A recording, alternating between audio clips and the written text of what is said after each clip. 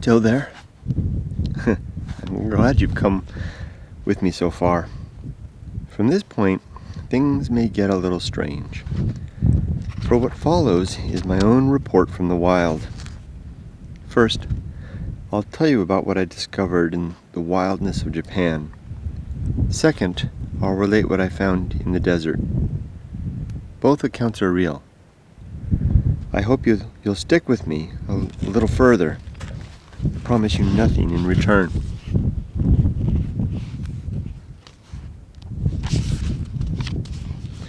The Path of Wildness, mustering the courage to live. Persons who have wandered or been expelled out of the common track of things, even were it for a better system, desire nothing so much as to be led back.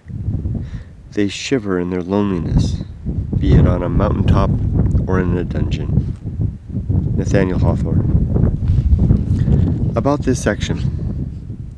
This chapter was originally composed in Japan, and before I began going alone in earnest.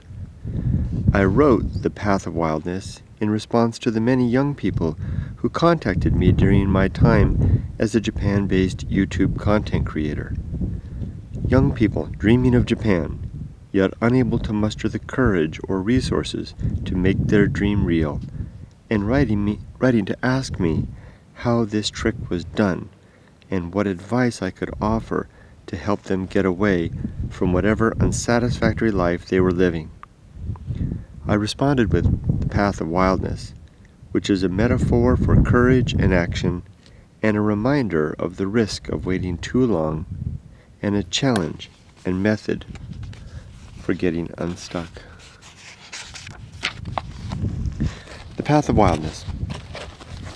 As I near 50, I'm becoming increasingly aware that my situation is like a man holding his breath in a sealed container of water with less than a minute of consciousness remaining. Now is the time to scratch something meaningful on the wall, to share what I have seen and learned. The path of wildness is easy to find. The course of a stream, leaves blown in the wind, a beast's track through the brush, and the direction of our first inclination. The path of wildness is an answer and response to a prescribed way of life, which may leave some individuals with the sense that their living is little more than a series of predetermined step-like episodes between birth and death. The stages of living between these events, childhood, adolescence, adulthood, parenthood, and senior, are themselves natural and in accord with the needs of the species and most individuals. Many find satisfaction in living this course, and to these individuals I have little to say. Others, though, long for something more, something innate, genetic, and seemingly calling. Adventure and change can give a degree of satisfaction and relief, yet even these may seem too tame, and the results often only temporary. To those who feel drawn to something beyond the entertainment and stimulus of senses, I offer a walk along the path of wildness. Don't bother penciling the event into your schedule, preparing a pack with goodies and supplies, or even inviting a friend along. For this experience is along the course of your first inclination, and you must surely always go alone. The problem. Life has no apparent meaning. My adventure videos on YouTube have produced a steady stream of email from people who tell me about their dreams they can't quite bring themselves to live, and their fear of being alone, and feeling their lives don't matter. However, nobody ever says it that way, and instead they cloak these worries as simple life anxieties, or blame their trepidation and inaction on various personal or familial infirmities and challenges. They do this to convince themselves these simple facts are the true cause of their churning worry and hesitation. They attempt to avoid a deeper fear, a hidden threat, which is more real and threatening to a quality life than any surface-level anxiety. It's a demon of sorts, lurking in the shadows of conscious thought, peeking with knowing eyes in the direction of our mortality, pointing a crooked finger at the hazy terminal point of our life, while offering a suggestive grin that nothing will be found beyond. This thought, along with the weighty implication it bears that life is without inherent meaning, appears to be the more real and tactile cause of the concern I sometimes read in the words of those who write to me. I never point this out, though, as I suspect they prefer I go along with their bluff and humor them with a response in keeping with their stated concern. Reality, after all, can be a fearful thing to face. However, I will now attempt a more honest answer, reflective of my own life experience and sincere interactions with others.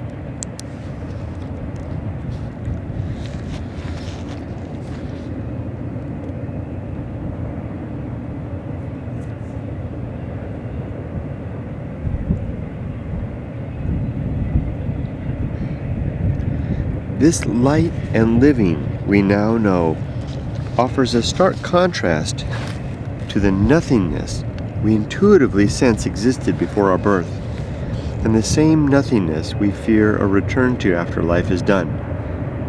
In fact, this fear is far worse than a return to nothingness,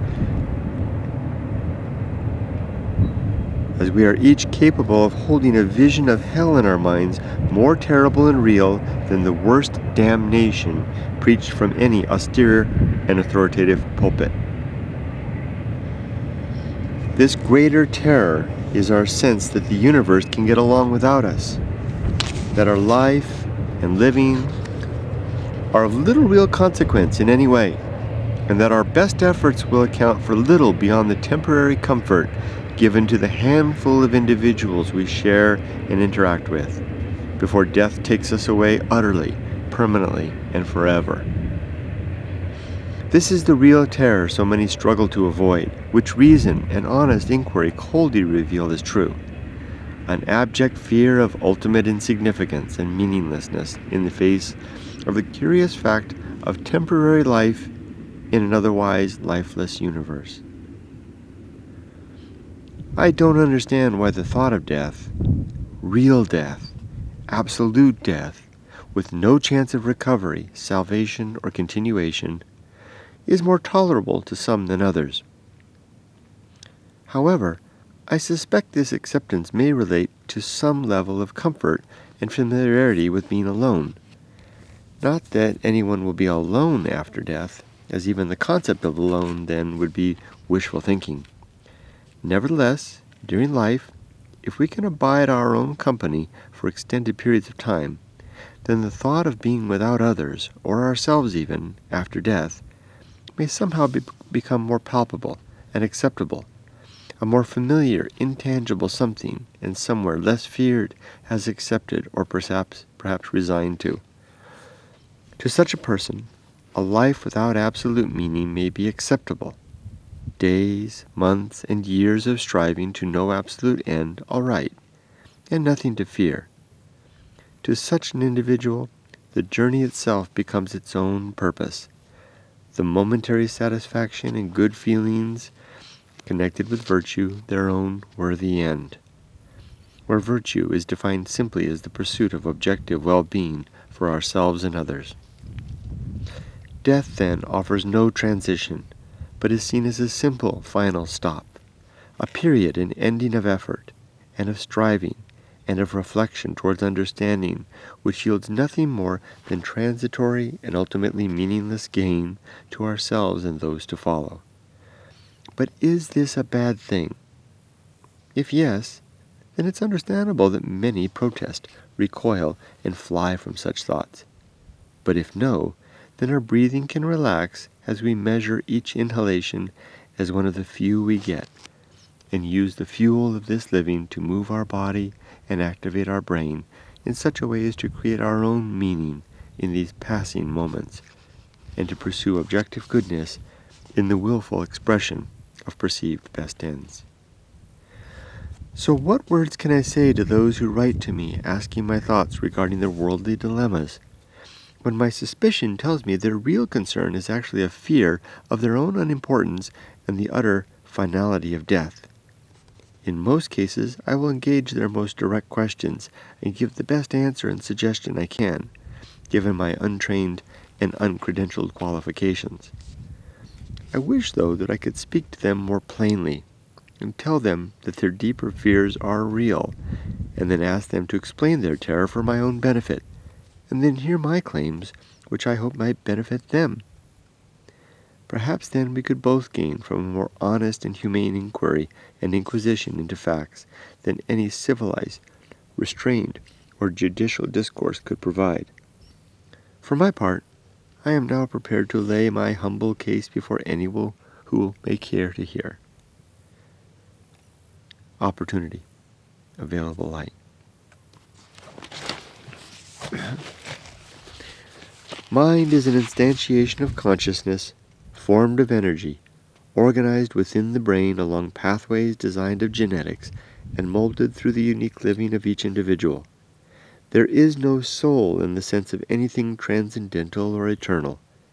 The fact that our materials and energy are everlasting, having been used by others before us and destined for reuse by the yet unborn, is testament to the fact that our person is temporary and ephemeral.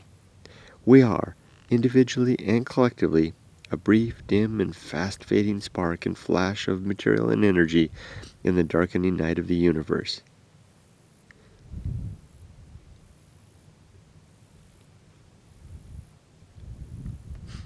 In this fact, we discover both our dilemma and great potential. The challenge being to remain upright in the face of our utter, fleeting insignificance, while engaging whatever meek will we can muster towards observation, reflection, and art, while the light and sound of the universe wash across our senses. Without apparent purpose, we are left to decide for ourselves whatever meaning or significance should guide our days and actions. This is the great dilemma of the individual, which demands forthright acceptance of the facts of the observable universe and withholds any complete explanation or guidance. You must stand alone. You must recognize your solitude. You must hold yourself upright despite unstable footing and the approach of death. You must withstand the awful winds growing stronger, and control your trembling hands while strange howling emanates from the wilder places, and no trail or trodden path indicates the direction of safety. From here, if you can quiet the heart and gain control of your senses, overcome or learn to tolerate feelings of isolation, loneliness, and fear, then you will be prepared to make your own one-way path through the wild, to step where the weeds are tangled and small biting creatures lurk with hairy legs, slicing jaws, and venomous sting. This is your path to follow, a truly dangerous and terrifying route none has ever trod or may ever again follow. The light is faint now and growing fainter as the evening and night of your days grows near. Follow the dusk and note the sights. Speak of what you see. Describe your world in writing, or painting, or photography, or spoken word. Poetry, especially, is a natural and well-suited vehicle to capture the ever-declining experience. Walk through your path and observe, and tell the story of your own brief, available light. Health, exercise, and eating well. Your good philosophy depends upon your body, which relies upon your health, which rests upon the choices you make as to exercise and what you eat and drink. Devote some time early in life to an understanding of what makes good bodies, and then take care of yourself accordingly. What follows is a summary of my own imperfect exercise and diet solutions. I exercise daily. However, my exercise routine is light, easy, and requires little time. My base workout is a 15-minute pool swim. My swimming style is very low impact.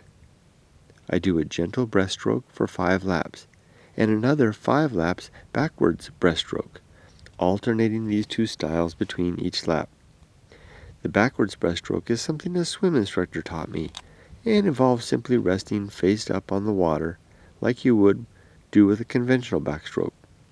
Though instead of reaching back over your head to do a reverse crawl, simply lift your arms to your sides while keeping your arms in the water, before then stretching out your arms to give a nice stroke until your hands are again at your waist, and your arms parallel to your body.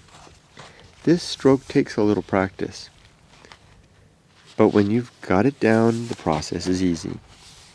This swim is low impact and very relaxing, as you can look up at the sky while gliding gently through the water. I especially enjoy this swim in the evening at sundown, when I can watch the first stars twinkle into view as the azure Southern California sky fades to black. When enjoying this backwards breaststroke, just beware you don't bang your head on the far side of the pool as your mind floats off with the clouds. As mentioned, my swim is my base exercise, and I do this every day. However, I also enjoy walking to provide a lower body workout. To this end, I typically walk between 2 and 4 miles daily, either spread out over several small walks, like a fast mile during my breaks at work, or one very long walk at the start or end of the day.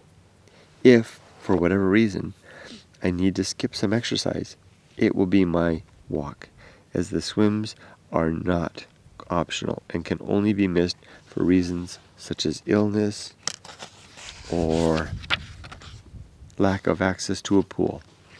Rain or cold weather are no good reasons not to swim.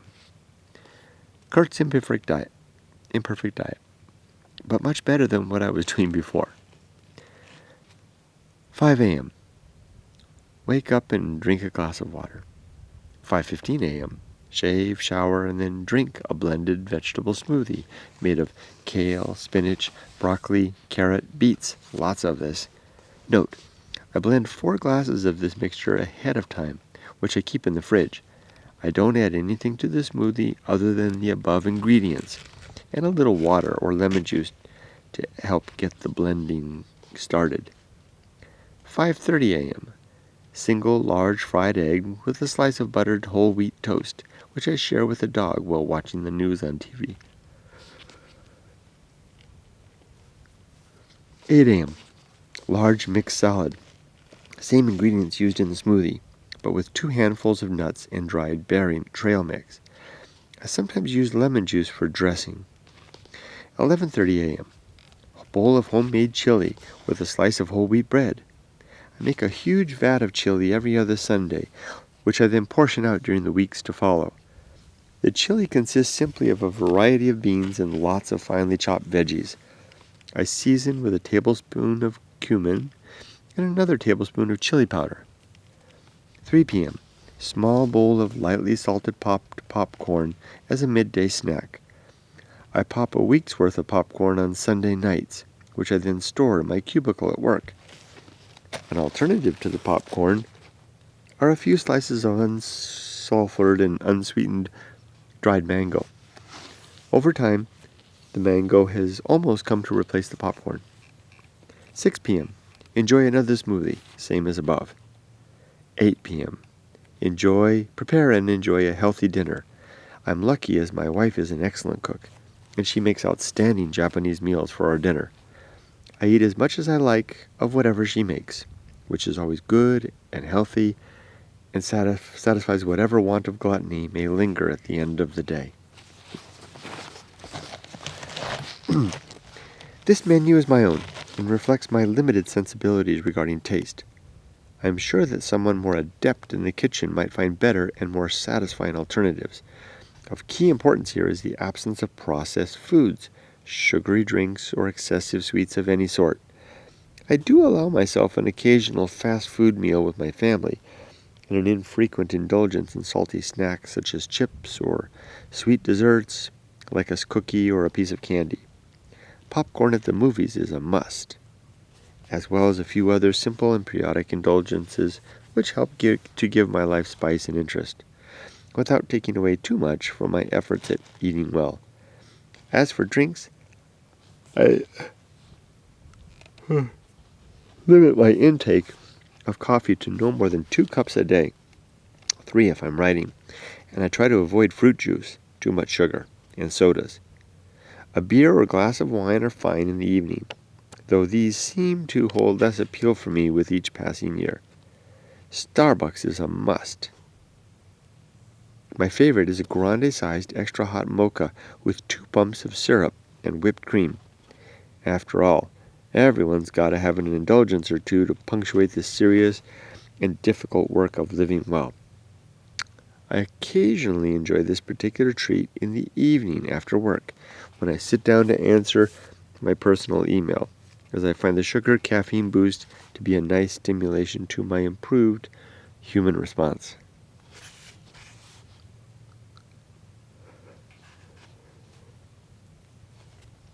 I can't emphasize enough how important I found diet to be in the pursuit of a happy, balanced life. I was 47 years old when I developed this diet, and sadly spent so many years feeling tired, anxious, irritable, unproductive, and downright unhappy before I learned the very common sense fact that what I ate and drank and how much I moved impacted greatly the biochemistry of body and mind. If you choose to attempt only one aspect of my proposals in this book, then I recommend the adoption of a healthy diet and light program of exercise as the thing to do. Action. The Path of Wildness. Once healthy, and in position of understanding regarding the possible deeper fear and trial which makes life such a challenge to those who wish to live a meaningful life, as well as peace of mind when thinking of what apparently doesn't follow when life is through, you may then be ready to act in the direction of wisdom. Indeed, you may be prepared to rise to your full stature as a man or woman of reason, to apply this faculty towards the higher, perhaps seemingly more worthy acts of a well-lived life. This, then, is the time to step upon the path of wildness. The path of wildness is easy to find. The course of a stream, leaves blown in the wind, a beast's track through the brush, and the direction of our first inclination. Do not mistake the concepts of wilderness and wildness, which are related yet distinct terms. Wilderness is a place commonly regarded as devoid of most human influence. Stretches of desert in the American West, the far reaches of the Arctic and Antarctic, and most areas of the Earth's oceans are good examples of wilderness. Few such places on Earth remain utterly untouched by humanity, though many are nevertheless quite wild, and capture the spirit and essence of regions where humans are more alien than familiar. Wildness, on the other hand, is the landscape of freedom. Wildness is less a place and more a region of uncertainty, risk, and very real danger. Wildness is a feature of wilderness, though it is certainly possible for a well-trained, outfitted, and prepared human to enter wilderness without venturing very far into wildness. However, those who step into wildness may do so without ever leaving their home. In fact, they may enter wildness from the comfort of their recliner or in the company of friends and family, though in practice, wildness is most easily accessed through wilderness, which is one of the reasons I have spent so much of my life alone in the outdoors. Why should someone venture into wildness? Why risk the danger, isolation, and fatigue of exploring alone, even among others, where chance of bad choices may leave you crippled or mortally wounded? There are several beliefs which vary in degree, depending upon the character and interest of the explorer. The one belief is of special use to all, as it grants to the user a most useful skill and habit, and which, through training, can transform the timid, fearful, and meek into brave, spirited explorers. That quality is simply the character of courage in the face of the unknown, and a willingness to step boldly into seemingly dangerous regions of ignorance and uncertainty, to confront our weakness and shortcomings in open field, where neither can hide, and must instead be viewed for what they really are, and, once surveyed, then likely dismissed as unworthy intimidators, whom we order to stand aside as we stride past into the deeper darkness and cold. Not pride nor unwholesome confidence shall replace these fears,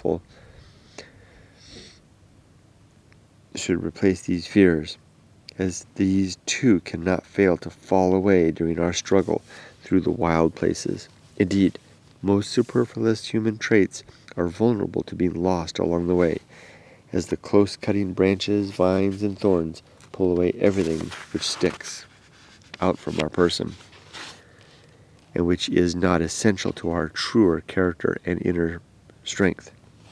This is the singular gain and ambition of movement along the path of wildness. To wear away our excess, refine our better spirit, and help us develop and maintain the courage necessary to live well as long as the light continues to shine in our eyes. The path of wildness is easy to find. The course of a stream, leaves blown in the wind, a beast's track through the brush, and the direction of our first inclination. I've described the path with the above words deliberately, in order to leave clues in the commonplace experience of nature which are easy enough to follow, and as a simple training of sorts for the more challenging foray of trust in our personal instinct. I have a reason for relying on instinct, though I understand that instinct is not always right, and in fact may often be quite wrong and dangerous. Nevertheless, despite the risks, instinct is something we all seemingly have, in a sense we can start with when doubt and uncertainty threaten to immobilize our movement. There are times for rest and times for action, and most of us can easily sense when change is needed, though sometimes we lack the will or conviction to make the first step. It is at times such as this that I recommend moving boldly onto the path of wildness. This is done by probing our immediate senses for a hint of which way to go, and as long as the urging does not cause us to walk over a cliff, in our first steps and cliffs are, of course, figurative in many cases, then we should lift our foot and begin moving, or lift our will and push forward with thought, resolve, voice, interaction, or whatever form of human living might be involved. We move, we start, we have direction. It may not be the best direction, but courageous movement away from irrational fear or unwarranted timidity is often its own reward, and course correction can usually be made once we are underway.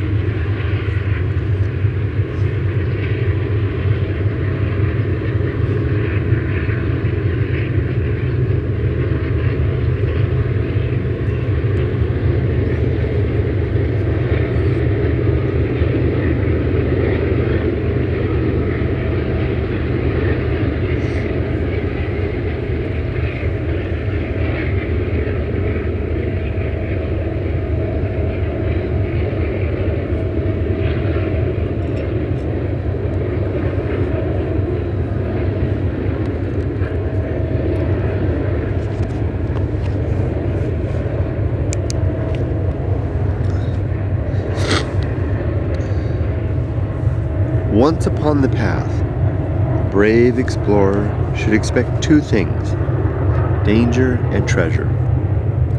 The first is very real and may wound, cripple, or even kill. Expect to emerge from your foray bleeding, lame, and perhaps a bit deranged from the experience. Yet a wholesome perspective might view such damage as nothing more than the expected price of discovering treasure where none like you has ever ventured.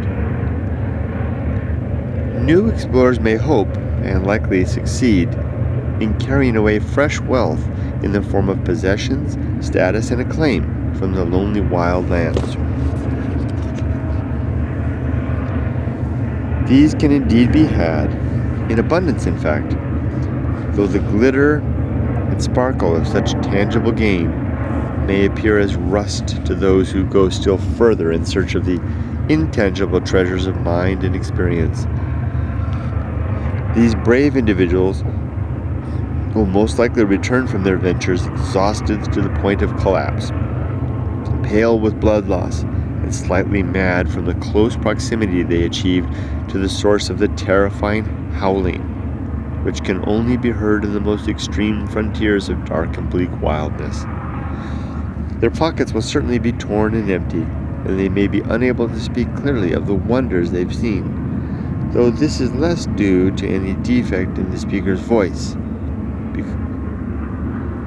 and the more commonly is a result of the hearer's excess comfort and certainty, which blocks the ears to truth as surely as beeswax. I recommend applauding anyone who returns alone from the wild lands, whether they bear treasure in both arms or gleaming ear to ear within the broad expanse of a blessed, mad smile. Do this, for each is a person of courage, someone who is broken clean of the quicksand of complacency and fear, and who is exercising those most rare and critical faculties of the human species: courage, freedom, and autonomy. But remember also that some who step upon the path will never return. Some will become lost. Others will die. Still more may give up and return by some secret way to rejoin those who, in fear, remain huddled together in warmth and comfort, and possibly some degree of lifelong despair. These are the things you can expect upon the path of wildness. Go then when you feel lost. Step fast when you suspect your confusion or hesitancy are heeding some unworthy instinct and are born of the fear of suffering and not suffering itself. Move swiftly now in the direction of your first instinct. Call your best critical faculties to the fore and demand they guide your every footfall. Expect to tire and fall. Be ready to suffer. Understand that you may die, though know also that along the way, with every step and action, you are living the truest, most noble, and worthy venture of your life. Result: creating meaning. Those who venture upon the path of wildness will find a meaning of sorts in the energy, joy, and experience of living a life of courage, a life of periodic misstep, mistake, and failure, tempered with breakthrough, discovery, and understanding. Taken together, these qualities cause life to acquire a depth of character which is humbling, satisfying, and reassuring. Our living becomes a beautiful sum of many parts, sour, sweet, bitter, raw, and savory.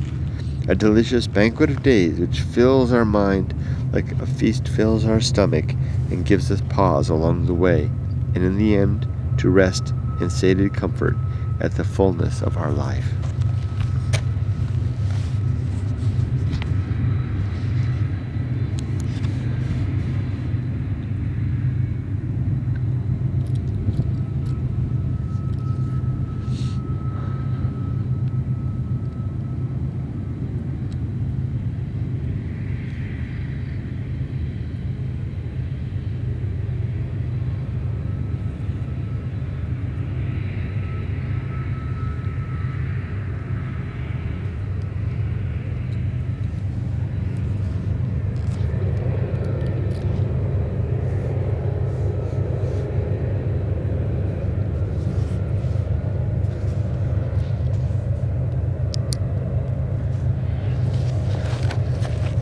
Notes from My Muse. I wrote the following verses during an early period of inspiration from My Muse while still living in Japan, and under the influence of the green, lush, watery, and very wild and geologically young mountains of the Japan Southern Alps. The words and phrases here are much simpler than what comes to me now in the desert, conveying less my thoughts about the great indifference, which I had not yet recognized as in nature, and more simply my paradoxical understanding that there may be no living after all life is done, other than to simply stay alive as long as we can, and perhaps to pass our genes into another generation. The words below were originally augmented with images, which you can see at the web address in entry 7 of the book's appendix. No dragons here, only darkness. A simple human purpose, to ask and answer questions. No more purpose than to outlive ourselves, and then really, not even that. I stand alone, in the cold, confused. Lost, yet content.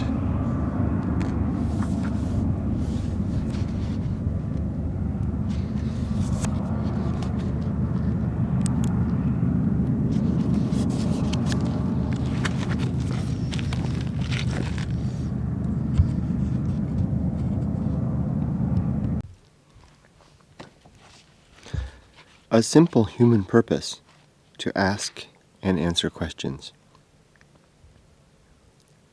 No more purpose than to outlive ourselves, and then really not even that. I stand alone, in the cold, confused. Lost, yet content. Avoid excess certainty. Erect no edifice you're not willing to destroy. Biology informs me I'm corrupt and degenerate. The howling on Mount Wildness beckons with fear. Ignorance is my constant companion, ever at my ear, whispering nothing. Fearful musings are best. The howling always comes from further than you are willing to go. I don't fear being wrong. I fear believing I'm right. The universe only ever offers so much raw entertainment. At some point, we must begin to improvise. The improbable palette of silence raises color and tone from nothing. Death is comprehensible. That's why we hide. Your own face is fearful here. Every step a triumph of will. Meditate too long, and the way is lost. There's no need to venture outside to explore in wild places. Curiosity, reason, instinct, and courage are the sole necessities of adventure. Mount Wildness is a place more terrifying than fear, more remote than the unknown, for it is both.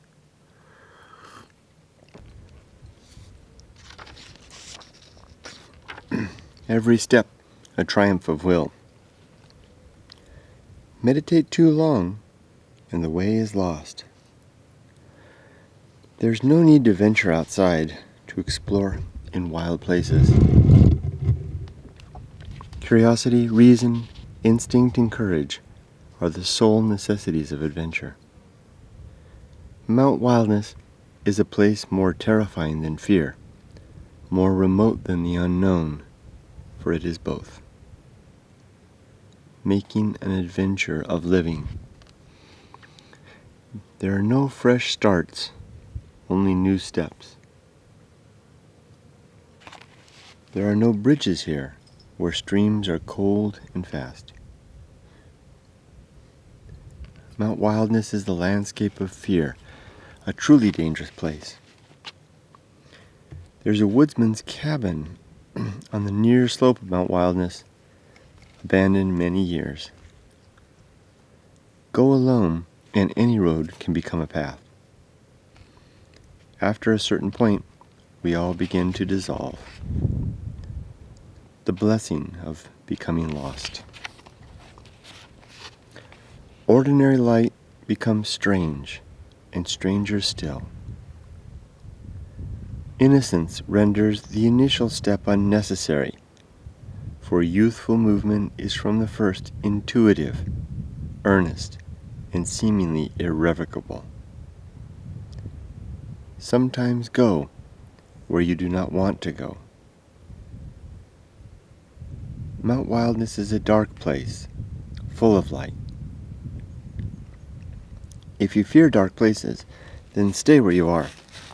Otherwise, come where none can be your guide. Let wildness guide, never trust it to lead, lest you never return. Move or stop if you are so inclined. Have courage for either action. The Map of Indecision. Any road can become the path. Time and distance must always impart change. Too long or far, and friends become strangers. Longer still, foreign, and longer still, yet alien. The features on your face trace the course of the path. Attitude coupled with action causes the path to appear. Push into the haze. Expect nothing more than an opportunity to become lost. Faces become strange, too long on the path. Get busy before the curtain starts to fall. One step and you're on the path. Precedence is abhorrent to those upon the path. Those who stare very long at the light must surely go blind. Either course will do. The light is not an end. Companionship is a warm distraction. The path is outside, though not always outdoors. Tunnels aren't dark enough. Find another way. The path runs through the machine. Bridges aren't real. Find another way. A single step is sufficient. The way is clearer still under the cover of night. Keep walking. The sun is setting after all. It's good to work alongside your humility and share the excess weight of pride with our only true and honest companion.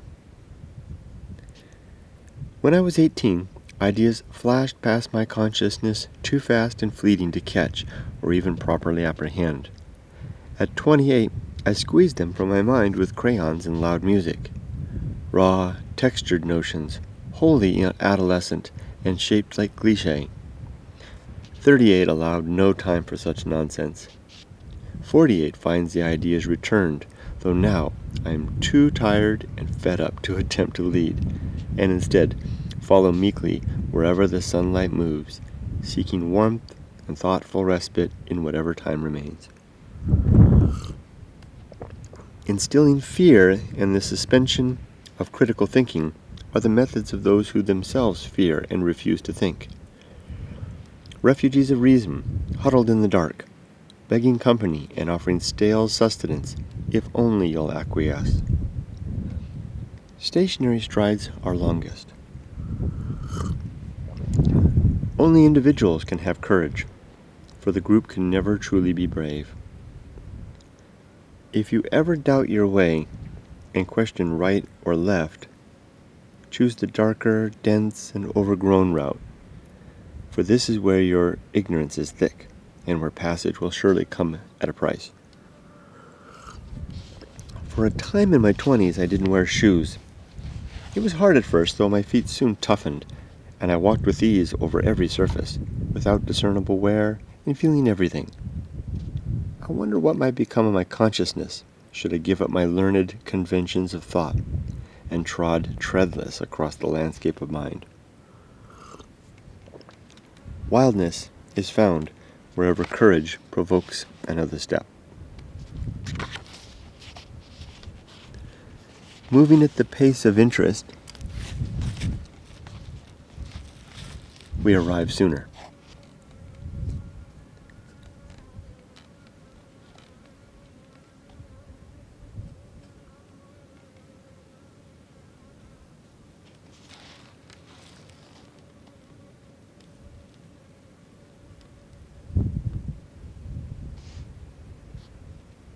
To discover and engage in art is to spend a lifetime upon the path.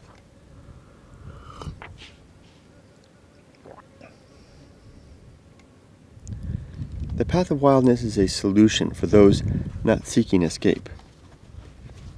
It's better to remain alone in your room than with another in the wild. The slant of sunlight and shadow also mark the way. Expect curves upon the path. Only life can traverse the path. The Path of Wildness is a hiking philosophy and a theory of adventure. I'd offer my hand as a guide, only then we'd both lose our way. Shadows lie along the path. Shadows point the way. The darker, the better. The Path of Wildness is purely secular and in no way spiritual. Biology is the defining and controlling factor. There is no sentience guiding our steps, save perhaps the collective experience encoded in our genes. The Path of Wildness is largely irrelevant to a civilized mind. By this I mean that the willful thoughts and guided actions necessary to become and remain civilized are not always in keeping with the pathway oriented along the more intuitive nudgings of our first inclination. Though we may at times perceive the path, we are perhaps less inclined or able to step or remain very alone along its uncertain course, though this can always be achieved if the way is within our mind only, and we are able and willing to seek some haven from distraction for the duration of our wanted journey. Thoughts grow feral on the Path of Wildness, linger long, utterly wild. I expect to die here, and soon. I'd like to share with you a great recipe for solitude. Simply talk, act, think, or behave unlike others. Beware the far side of Mount Wildness, where our words become babble. The only streams here are cold, fast, and treacherous. There's a howling on the mountain, something worthy of fear. I fear no social circumstance, for I've been to Mount Wildness. There's a howling in the darker brush. The old shack at the end of the road. To walk the path is to adventure on life, making life into an adventure. The frontier of relevance. Any road can become a path if your step is resolute and your thoughts quite alone. You and I are dissolving day by day. Disillusion is genetic, bodily, and seemingly essential. Do, make, and say what you must before everything turns to sand. There's a sea below Mount Wildness. A howling thing roams the woods, and a woodsman's cottage on the near slope. I'd rather not know by instinct without a thread of honest reflection. Trails are courses. What trails do you follow? What paths do you blaze? Honest virtue requires no accolade. Suppress or ignore appetite. We're all crippled and suffering. Hesitate long, and the path will be gone. Practice your art. Paths are formed by instinct, trails by consensus. I'm making a sign on the frontier of Mount Wildness. My hope is that it will help travelers keep travelers safe, but not too safe. The darkness is repelled by courage. Step towards it and move away. And it moves away, though one day it will not. Return by another way, an unknown way. The course of your first inclination is nothing more than a catalyst to action. They're all dying words. Make 'em count.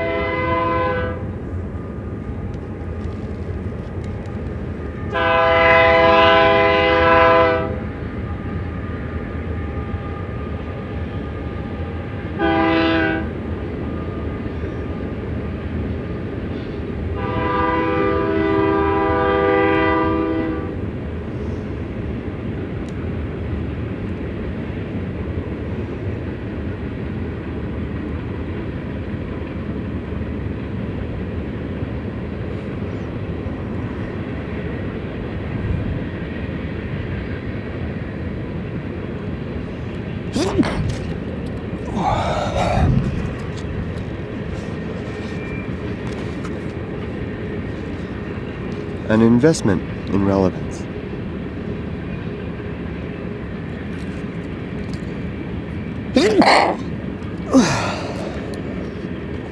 Play a bit longer outdoors before you at last must go in.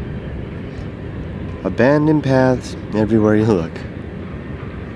The Path of Wildness theme. Fear and courage. Action. The path. A willingness to suffer and become lost. Alone. Immediacy. Intuition and acknowledging death. Fast movement hinders progress. Sanction is petty compensation for a lifetime upon the straight and narrow. You are not on the path if the way is very easy or very long.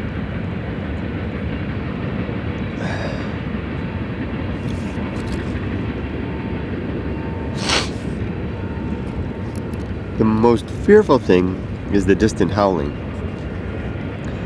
The path is fearful and dark. Failure is tolerable. Light your way up the slopes of Mount Wildness, where the dawn never comes. The random and ordered patterns of entropy are beautiful when we overcome our tidiness. Birds always fly along the path.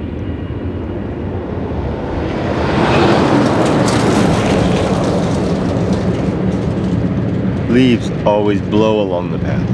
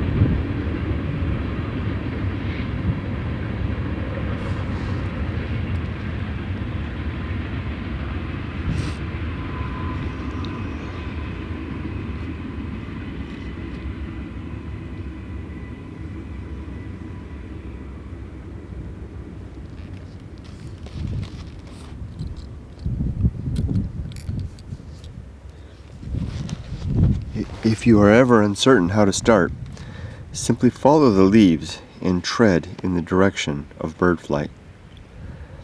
Father and son can walk the path, just never together. The surest sign you've left the path is when you meet another along the way. The path of wildness is easy to find. The course of a stream, leaves blown in the wind, a beast's track through the brush, and the direction of our first inclination.